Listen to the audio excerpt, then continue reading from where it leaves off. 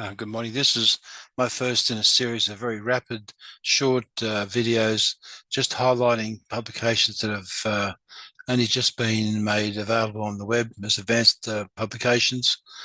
Hope to do these 2 or 3 times a week.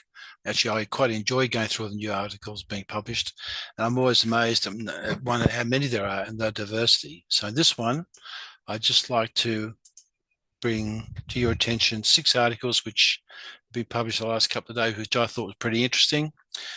And I'll go through them briefly one at a time. The aim is not to discuss them, just to highlight their conclusions and to bring to your attention the diverse aspects of IVF, which I think are important. So let's go to the first one. This was an article in Human Reproduction Update that only came out 2 days ago. It's a review article on microfludics and IVF from science to clinical validation. And really the purpose of this is just to bring this to your attention.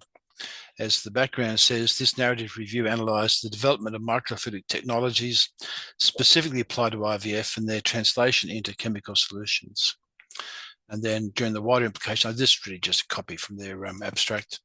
Finally, this review highlights complementary technologies recently combined with microfluidics, like automated and artificial intelligence powering imaging, in situ, non-invasive metabolic sensing, which can guarantee a more precise and safe handling of biological samples, favour automation of sample processing, and provide new information and high levels of control laboratory techniques used by clinics to treat patients in the next 5 to 10 years.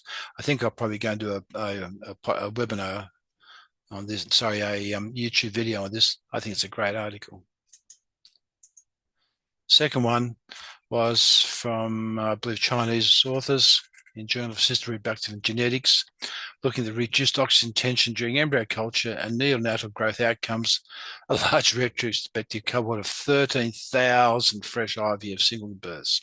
13,000, scary. The purpose to evaluate whether reduced oxygen tension in the culture media, 5%, is associated with differences in neonatal outcome compared to the atmospheric concentration, 20%, in fresh IVF singleton births.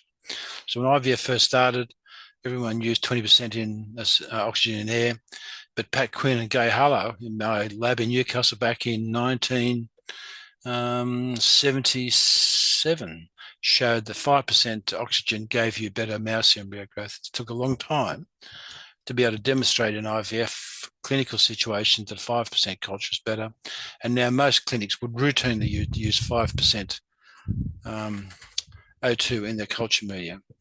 So this paper was just looking at the neonatal growth, and they basically said compared to 20% oxygen, 5% oxygen was associated with longer gestation, lower birth weights, lower Z-score, small for gestational age risk increased, while large gestational age and macrosomia decreased, but preterm birth did not. So they concluded that reduced oxygen tension during embryo culture was associated with lower neonatal birth weights and a reduced incidence of LGA or macrosomic infants, indicating favourable effects on neonatal outcome. The reason I chose this paper was it just goes to show that people working in IVF laboratories need to be conscious of the long-term effects on the health of the child, and that issuing reports of 1 or 200 cases will not really highlight the long-term risks. But something like this, of looking at just under 14,000 fresh cycles, it was scary how all these parameters were highly significant, 0.009, 0.001. So for all those years in the early part of IVF, when we were culturing 20% oxygen, we were actually doing harm. And how long it took for the industry to follow what Pat Quinn and Gay Harlow showed in mice in 1977, that 5% oxygen was better. How long does it take? And one is what we're doing now, how long it will take to show that we're causing harm. The next one looks at the endometrial microbiome. I have to say, this is right over my head, but I find it interesting that once again, something unrelated to embryo culture is impacting on pregnancy rates. So this is an open access article in the Journal of Assisted Reproduction Genetics. And they were looking at the uterine microbiome and IVF using NGS targeting microRNA and lactobacillus species were examined. specifically focusing on lactobacillus inus. I have no idea what that is. I'm not a microbiologist, but the fact is that there's an article that you should read. It's open access, and looking at the effects of antibody treatment on pregnancy outcome. There's also invested. There was 257 people who underwent endometrial biome testing. Patients were initially classified based on the percentage of lactobacillus species as either being a dominant microbiome or a non-lactobacillus dominant group with a cutoff of 90%. Wow, 90%. So treatment was provided to the non-LDM group, and they looked to see what happened after that treatment. And the study showed that the recovery of a lactobacillus dominant media in non-such patients improves the composition of the endometrial microbiome and the pregnancy outcome approaching those of patients initially identified as having a dominant lactobacillus microbiome. Furthermore, in such cases of lactobacillus in the species were also associated with lower pregnancy rates. These findings suggest that both the presence and the type of lactobacillus species are important for IVF success, and that targeted microbiome treatment may improve reproductive outcomes. So this is the work on microbiomes has been going for a couple of years. Once again, it deserves a specific YouTube video on it. And there are suggestions that the composition of the endometrial microbiome has a potential impact on IVF outcomes, and maybe that testing should be done all the time, and IVF should not proceed until such time as non-dominant lactobacillus microbiome have been rectified. It's almost criminal if you're aware that this might affect give you a lower pregnancy rate and you're not testing for it. And once again, like everything else, you realize that it's not just euploid embryos putting back and getting 60% pregnancy rate. There's a lot more things happening around the implantation that affects outcome. And the endometrial microbiome is one. It's not a very hard thing to test, but maybe it should be done on a regular basis. The next article talks about aneuploidy. I picked this as a very simple paper from some Mexican authors. And their study was to analyze the relationship between aneuploidy and maternal age based on PGTA. And it was done a single center with 1,341 embryos, 481 patients over a 8-year period. And like lots of other studies, but this is a nice, neat study, just focusing on aneuploidy. And in fact, people are moving away from looking at ploidy status, but more concerned at the aneuploid status, which is all the embryos that you make, but you can't be transferred. So in this group, the observed aneuploidy rate was 55%. That is almost just over 1 in 2 embryos that we create will be aneuploidy. Of all the effort we make, fertilizing, growing, recording, documenting their development, freezing them, half of those embryos will be aneuploidy. It's such an amazing waste.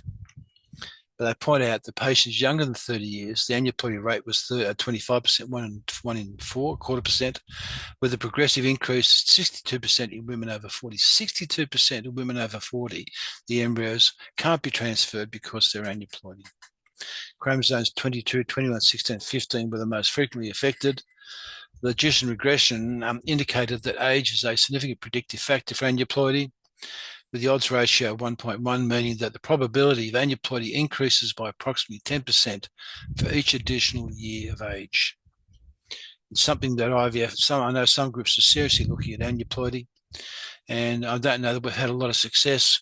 Quite frankly, the work I did years and years ago looking at perifollicular vascularization was something which I regret never having published. It was not accepted for publication, but roughly only about 10 to 15% of all follicles generated in controlled hyperstimulation have normal levels of perivascular vascularization. And most follicles, because they're being forced to grow by the controlled hyperstimulation environment, grow without any vascularization. And my off-the-cuff comment is that I think is a significant cause of aneuploidy. And the next one briefly is a review article by Giovanni Cotacci, which also is free, is producing some really good work. This is, once again, embryologists should read that for their basic biology and CPD, but it basically is a review of the cytoskeleton around the oocytes and how it changes during oocyte maturation, fertilization, and its implication in fragmentation and early cleavage. He goes on to say, during oocyte maturation, fertilization, and early development, the cortex undergoes major structural and functional modifications. Such changes are needed to support critical processes, including the mitotic spindle, the location of it, polar body extrusion, chromosome segregation, and pronuclear formation. Cortex dysregulation may also be implicated in blastomere fragmentation during embryo development. Mechanical properties of the cortex are associated with oocyte quality and the development competency. With appropriate technologies, such properties could be harnessed to develop new approaches to non-invasive oocyte assessment in human IVF. I think what these papers do is remind everyone there is a lot of basic biology occurring, and most of it occurs before you ever see it, and when you can't see it. So in IVF, you add sperm or inject the egg, you put it away, but all these things that happen afterwards are critical parts of the oocyte development and early human development, and they need to be understood, at least so you know what you're looking at. I would recommend people review, look at this paper. And once more, another paper published only today in RBM Online. It's a pity that the RBM Online does not list its articles in PubMed. I think that they're wrong in not doing it, because you then have to access the particular journal to see what's been published. But this one caught my eye because there's been a lot of work done, particularly out of China. This one, I think, is from France. The question was to evaluate the effect of 1 year's pollution on ambient air pollution, on live birth rates, and a variant response to people having FETs.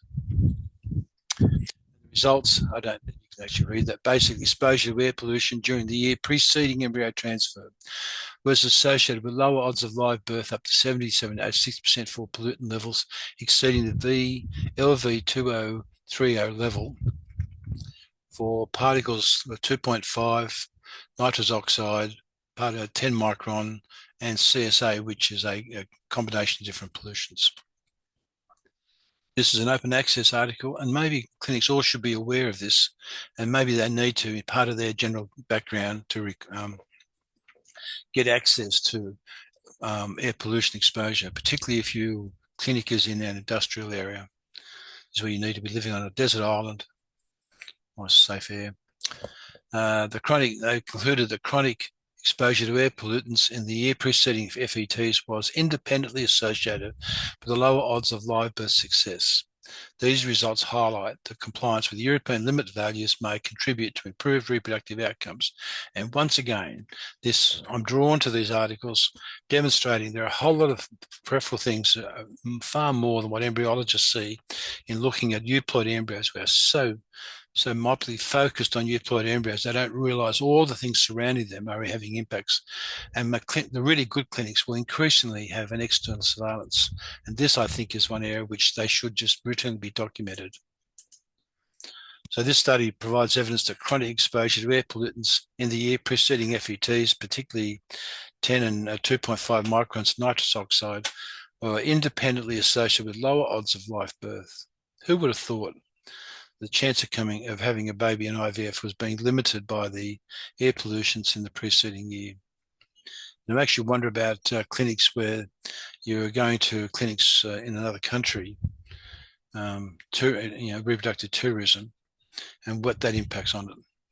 The period before embryo transfer appears to be a critical exposure window, and meeting the European air quality standard limit values of 2030 could lead to improvements in IVF results. And that, I think, is your lot for this quick written new publications. I'd like to use my name is James Danger, an embryologist for 50 years. I'm not a medical person, and this information is not medical advice, but it may help you knowing what questions to ask about your treatment with your doctor, and maybe to help in understanding your advice. If you like what you're reading, press subscribe.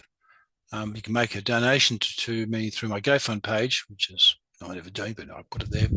And I ask you to leave a comment and press like.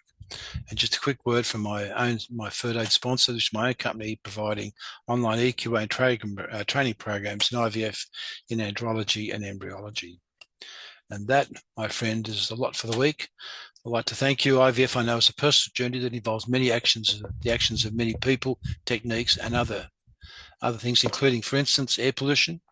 It's helped to understand all aspects of the journey, and I hope this information may be of value. If you like what I'm doing, please tell others. And